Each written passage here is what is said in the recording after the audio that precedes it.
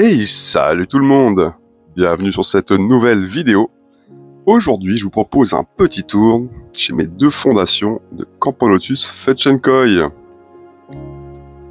Alors, celle-ci, c'est la première que j'ai reçue. Elle est arrivée dans le courant de l'hiver.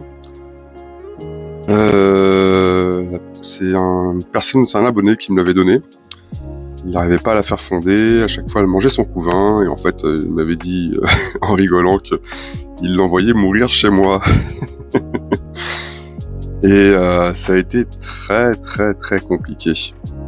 Très régulièrement elle mangeait son couvain, et puis un jour j'ai réussi à avoir 2 ouvrières. Donc j'étais franchement content, mais elle continuait quand même à manger son couvain, malgré les 2 ouvrières. Et j'ai fini par retrouver d'ailleurs une ouvrière décédée dans la l'ADC. J'ai jamais vraiment su pourquoi. Quand je l'observais, il n'y avait pas de... On m'aurait pas dit qu'il y avait comme s'il y avait eu des traces de meurtre, entre guillemets. Je sais pas pourquoi elle est morte.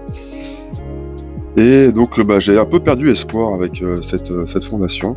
Et puis finalement, quelques larves ont réussi à survivre, et puis en cocon par la suite. Et donc 3 ouvrières sont nées de plus, donc ça franchement ça m'a fait plaisir.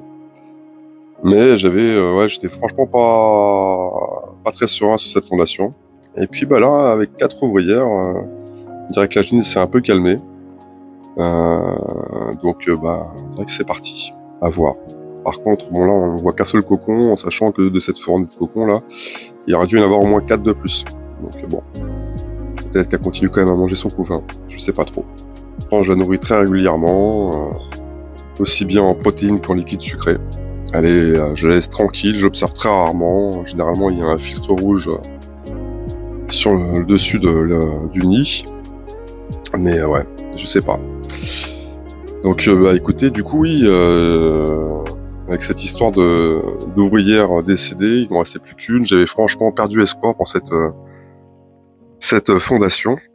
Et donc du coup, j'ai eu l'occasion d'avoir une Ginsol à très bon prix chez un éleveur en 1060 à Julien, qui est vraiment topissime. Et donc du coup, j'ai sauté sur l'occasion en me disant que peut-être que celle-là allait péricliter, mais au moins j'aurais peut-être une fondation qui tournerait, qui fonctionnerait.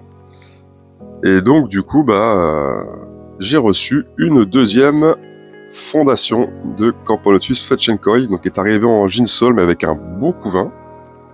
Au bout d'une semaine, même pas, j'ai eu 3 ouvrières directes.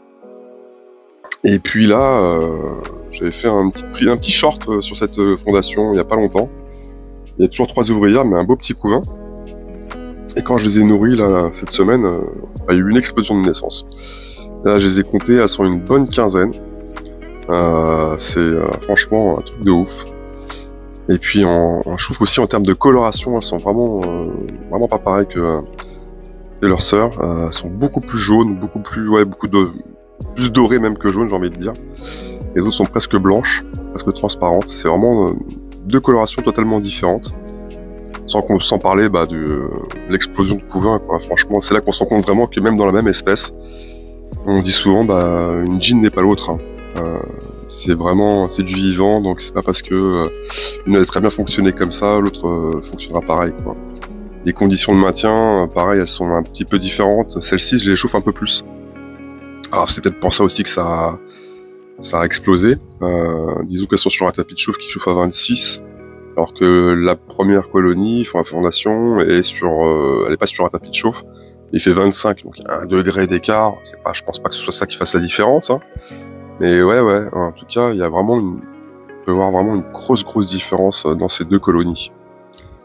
Donc, j'ai hâte de voir ce que ça va donner par la suite, si elle continue son rythme de croisière. Et si l'autre aussi, ça serait bien, si elle arrêtait de bouffer son couvain. Franchement, ça m'arrangerait. Bon, en tout cas, c'est une magnifique espèce, quelle que soit la fondation. Donc du coup, je me retrouve avec 2 fondations, 2 petites colos de Fetchenkoi, alors que j'avais prévu d'en avoir qu'une seule. Donc on verra par la suite comment ça se développe tout ça. Puis c'est aussi intéressant d'avoir 2 colos de la même espèce, là, pour voir les différences aussi. C'est pas mal, je trouve. Ouais. Donc du coup, je voudrais vous dire un grand merci parce que j'ai vu qu'on était pas loin des 400 abonnés. Ça fait grave plaisir.